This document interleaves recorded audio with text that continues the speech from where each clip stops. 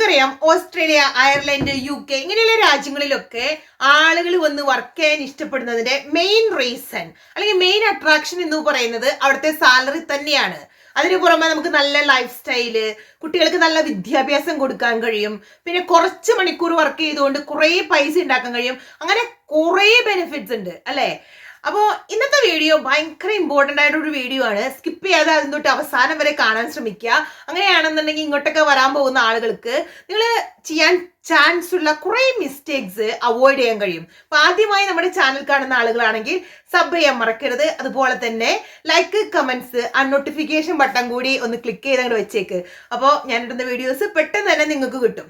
ഇങ്ങനെ ഒരു വീഡിയോ ചെയ്യാൻ പ്രധാനപ്പെട്ട കാരണം എന്ന് പറഞ്ഞു കഴിഞ്ഞാൽ നമുക്കറിയാം, നമ്മൾ നാട്ടിൽ നിന്ന് പോരുന്നതിന് മുമ്പ് തന്നെ നമ്മൾ പറയും, ഒരു മാസം നമുക്ക് 2 ലക്ഷം സാലറി കിട്ടും, 3 ലക്ഷം സാലറി കിട്ടും, ഇത്ര മണിക്കൂർ, അങ്ങനെയൊക്കെ പറഞ്ഞ് നമ്മൾ ഭയങ്കര കാൽക്കുലേഷനിലൊക്കെ വരാം.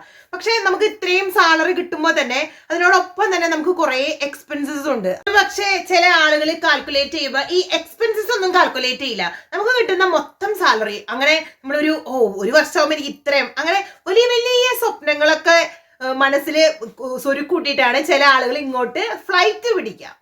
അപ്പൊ എന്ത് സംഭവിക്കും എന്ന് വെച്ച് കഴിഞ്ഞാൽ ഇവരോട് വന്നു കഴിഞ്ഞ് 1-2 വീക്ക് കഴിയുമ്പോഴാണ്, ഇവരെന്നല്ല ഞാനും ഒക്കെ അങ്ങനെ തന്നെയായിരുന്നു, നമ്മളൊക്കെ മനസ്സിൽ വിചാരിക്കുമോ വലിയ വലിയ കാര്യങ്ങളൊക്കെ നമുക്ക് നടത്താവേ, ഭയങ്കര പ്ലാൻസ് ഒക്കെ ഇടും, 1-2 വർഷത്തിനുള്ളിൽ എനിക്ക് ഇത് ചെയ്യണം അത് ചെയ്യണം എന്നൊക്കെ പറഞ്ഞാണ് നമ്മൾ വരുന്നത്.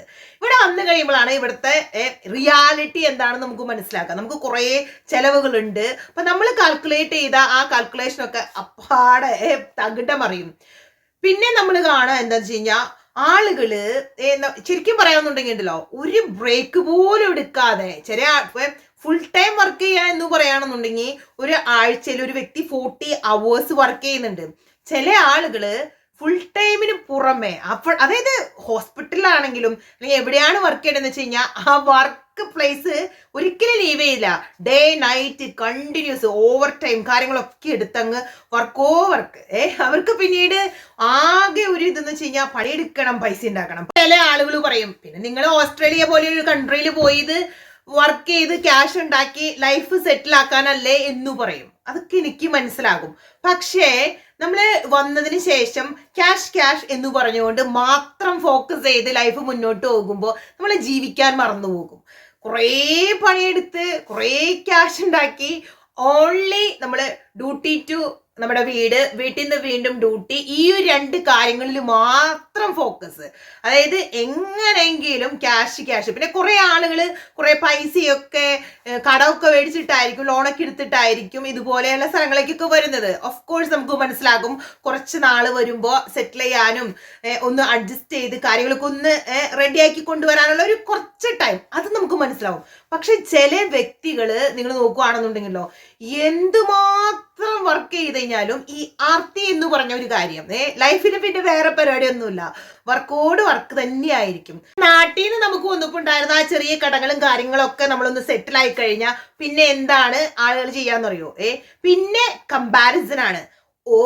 അവര് വലിയ കാറ് മേടിച്ചു, അവര് വലിയ വീട് മേടിച്ചു, അവരുടെ വീട്ടിൽ ഇത്ര റൂമുണ്ട്, എനിക്ക് അതൊക്കെ മേലെ മേടിക്കണം. ഒരാളും തനിക്ക് എത്ര വരുമാനം കിട്ടുന്നു എന്ന് നോക്കുന്നില്ല. പിന്നെ മറ്റുള്ളവരുടെ ഒപ്പം എത്താനുള്ള മനുഷ്യന്റെ വീണ്ടുമുള്ള അത്യാഗ്രഹമാണ്. അത് ഞാൻ പല ആളുകളിലും കണ്ടിട്ടുണ്ട്.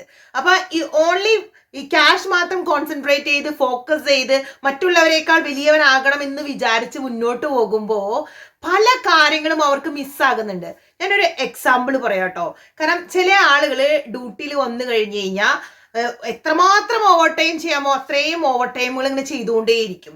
ഇങ്ങനെയുള്ള ആളുകൾക്ക് കുറേ കാര്യങ്ങൾ മിസ്സാവും. അതായത് അവര് ഒരു നോർമൽ ഒരു രജിസ്റ്റേർഡ് നേഴ്സ് ആയിട്ട് വന്നു, അപ്പൊ അവര് ഈ പണിയാണ്. പിന്നെ അവർക്ക് വേറെ ഒരു കാര്യങ്ങളും പഠിക്കാനോ മുന്നോട്ട് പ്രോഗ്രസ് ചെയ്ത് അടുത്ത ലെവലിലേക്ക് പോകാനോ അങ്ങനെയുള്ള ചിന്തകളൊന്നുമില്ല. എനിക്ക് എങ്ങനെയെങ്കിലും ഇന്നിപ്പോ ഓവർ ടൈം കഴിഞ്ഞു, ഞാൻ നൈറ്റ് ചെയ്യും, പിന്നെ അങ്ങനെ മാക്സിമം ചെയ്ത് ആ ഒരു ഇത് പിടിച്ചങ്ങ് പോകും. പക്ഷെ ബുദ്ധിയുള്ള ആളുകൾ എന്ത് ചെയ്യുന്നു വെച്ച് കഴിഞ്ഞാൽ എത്രയും പെട്ടെന്ന് താൻ ഇരിക്കുന്ന ആ ലെവലിൽ നിന്ന് അടുത്ത ലെവലിലേക്ക്, അപ്പൊ നമുക്കറിയാം ഒരു നോർമൽ നേഴ്സ് ഉണ്ടാക്കുന്നതിനേക്കാൾ ഡെഫിനറ്റ്ലി കൂടുതൽ ക്യാഷ് ഇവിടെ നേഴ്സ് എന്ന് പറയുന്ന ഒരു പ്രൊഫഷൻ അല്ലെങ്കിൽ ഏതൊരു പ്രൊഫഷൻ ആണെങ്കിലും നമുക്ക് പ്രോഗ്രഷൻ ചെയ്യാനായിട്ട് കുറേ കാര്യങ്ങളുണ്ട്. ഇപ്പൊ ഒരു നേഴ്സ് ആണെങ്കിലും നമുക്ക് പല തലങ്ങളിൽ വർക്ക് ചെയ്യാം, പല ഗ്രേഡുകളിൽ വർക്ക് ചെയ്യാം. അപ്പൊ ഒരു നോർമൽ രജിസ്റ്റേർഡ് നേഴ്സ് ഉണ്ടാക്കുന്നതിനേക്കാളും എത്രമാത്രം സാലറി കൂടുതൽ നമുക്ക് കിട്ടുന്നറിയോ? ഒരു രജിസ്റ്റേർഡ് നേഴ്സായി വർക്ക് ചെയ്യുന്ന ഒരു പേഴ്സണേക്കാൾ കൂടുതൽ സാലറി ആയിരിക്കും ഇവിടെ ഒരു ക്ലിനിക്കൽ നേഴ്സ് കൺസൾട്ടന്റ് അല്ലെങ്കിൽ ഏതെങ്കിലും ഒരു സ്പെഷ്യലൈസ്ഡ് ഏരിയയിൽ വർക്ക് ചെയ്യുന്ന നേഴ്സ് അല്ലെങ്കിൽ ഇവിടുത്തെ തന്നെ നേഴ്സ് യൂണിറ്റ് മാനേജേഴ്സായി വർക്ക് ചെയ്യുന്ന നേഴ്സുമാർ, അവർക്ക് കൂടുതൽ സാലറി കിട്ടും. അപ്പം നമ്മൾ കുറച്ച് നമ്മുടെ കരിയറിൽ കൂടി നമ്മൾ ഫോക്കസ് ചെയ്യുകയാണെങ്കിൽ നമുക്ക് അങ്ങനെയുള്ള പൊസിഷനുകളിലേക്ക് പെട്ടെന്ന് മാറാൻ പറ്റും. പക്ഷെ അതിന് നമ്മൾ എന്ത് വേണം? നമ്മൾ അതിനുവേണ്ടി പഠിക്കണം.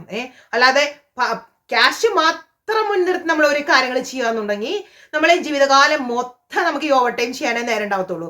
ആ സമയത്ത് നമ്മൾ നമ്മുടെ കരിയർ പ്രോഗ്രഷൻ കൂടി ഒന്നുകൂടി ശ്രദ്ധിച്ചു കഴിഞ്ഞാൽ ഈ സെയിം ഓവർ ടൈം ചെയ്തുണ്ടാക്കുന്ന ക്യാഷ് കുറച്ച് വർക്ക് ചെയ്തുകൊണ്ട് നല്ലൊരു പൊസിഷനിൽ എത്തിയ കുറച്ച് വർക്ക് ചെയ്തുകൊണ്ട് ആ സെയിം സാലറി വളരെ സ്മാർട്ടായിട്ട് നമുക്ക് ഉണ്ടാക്കിയെടുക്കാൻ പറ്റും.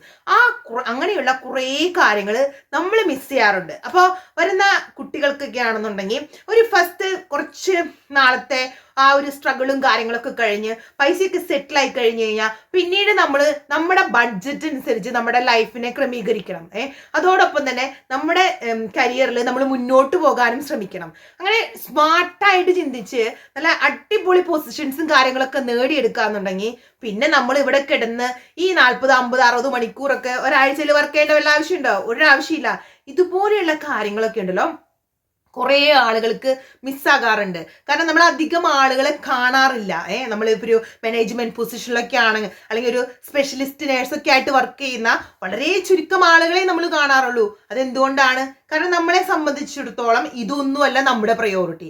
നമ്മുടെ പ്രയോറിറ്റി എപ്പോഴും ക്യാഷ് ക്യാഷ് ക്യാഷ് ക്യാഷ് വേണം, ക്യാഷ് തന്നെ വേണം നമുക്ക് ജീവിക്കാനായിട്ട്.